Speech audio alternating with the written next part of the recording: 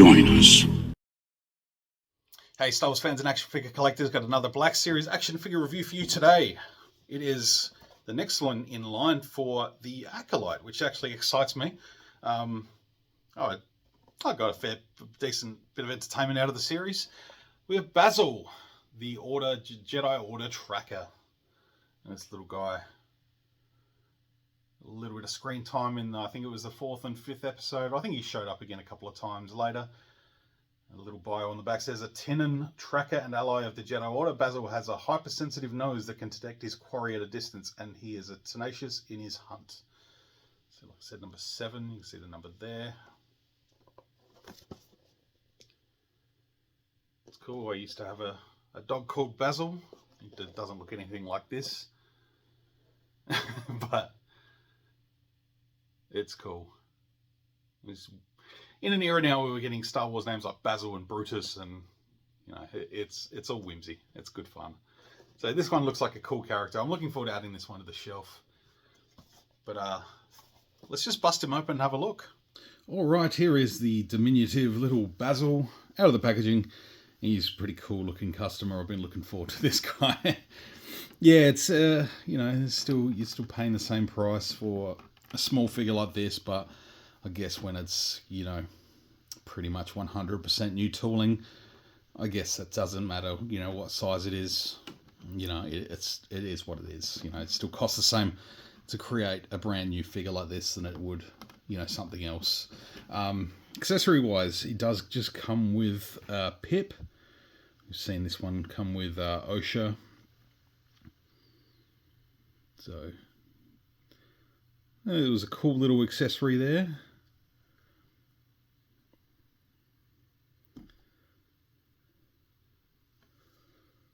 But yeah, that's pretty much all it comes with. So we're just gonna keep rolling on. I'm talking about Bazil here. Yeah, he's a cool looking little character. I did like him a lot. I wish we got to see a little bit more. See a little bit more of his personality would have been great. But yeah, I don't know. I like the outfit. I like the little. He looks like an air pilot. Like with the sort of the head with the sort of the straps hanging down there like that. I think that's cool. And the nice bit too, they actually added to the blast shield. It's actually articulated so you can move that down. Now he looks straight out of Top Gun. Like they're like the mirrored aviators of the Star Wars galaxy. It's got like Maverick. Look at that attitude.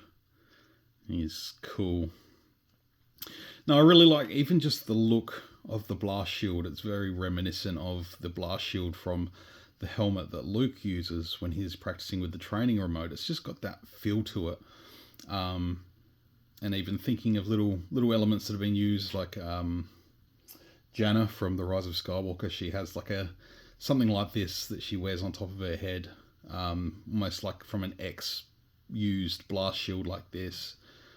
It's little cool little elements like that make it Star Wars. You know, it's sort of wrapped around the head there.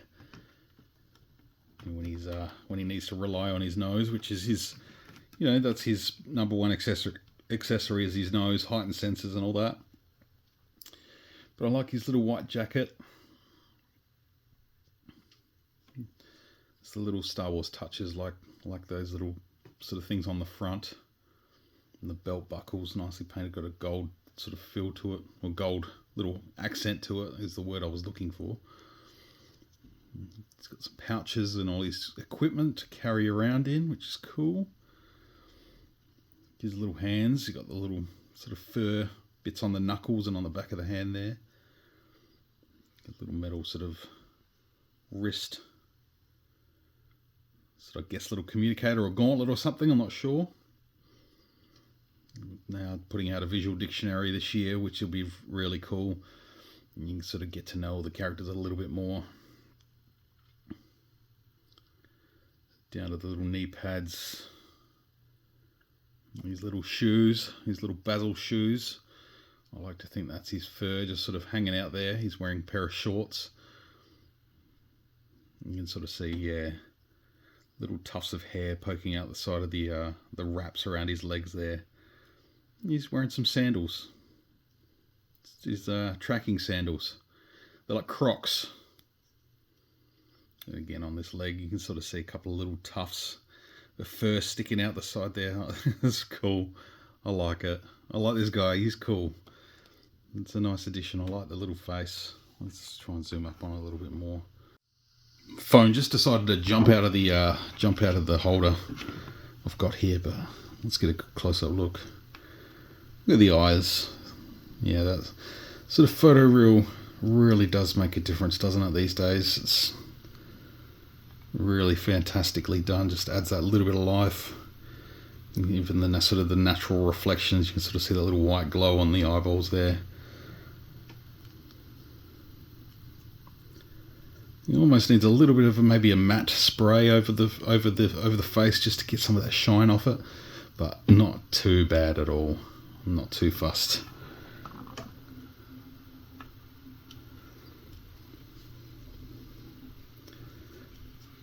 Yeah, nicely detailed, nicely painted, nice clean paint apps, which is what you want.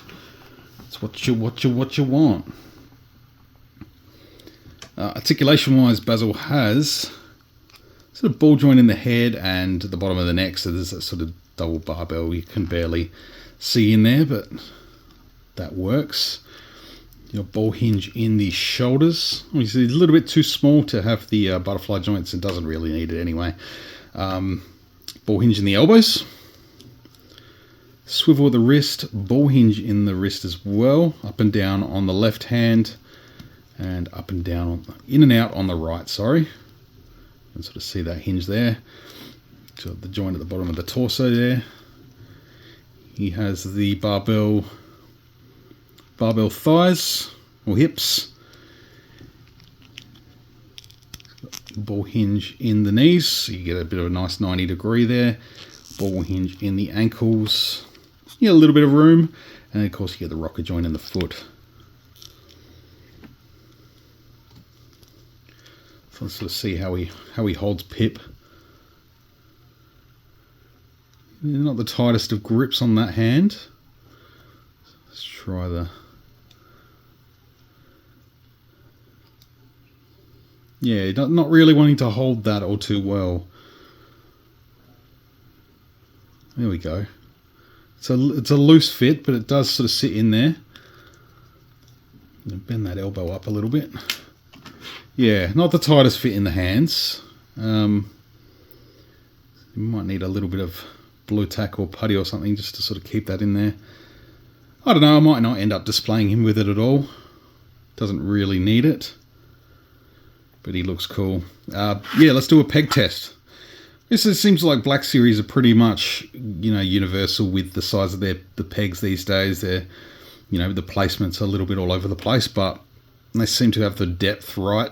If only they could do that with the vintage collection, that'd be fantastic. And yeah, just get him on one of the KR stands. That holds well. Get him running along, doing his tracking. Yeah, he's cool. I like Bazil. He's a cool looking dude. I'm a fan.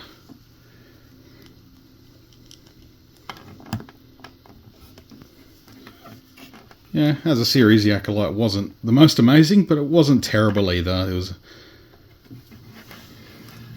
I find there's a lot more to enjoy in it than there is to hate, so that's the most important thing. You find the... I don't hate any of it, let's be honest. I don't hate any of it. I try and find enjoyment in everything. And if I get some enjoyment out of entertainment, then it's a win from me. And if you've got cool little characters like Bazil, bring it on. Alright folks, thank you very much for watching. Drop a comment down below, let me know what you think. Give the video a thumbs up if you enjoyed it, and subscribe if you're new. And yeah, come on over to KesselRunHair.com. You can pre-order all your next range of action figures and check it out for the stands. We'll see you again very soon. Till then, may the force be with you always.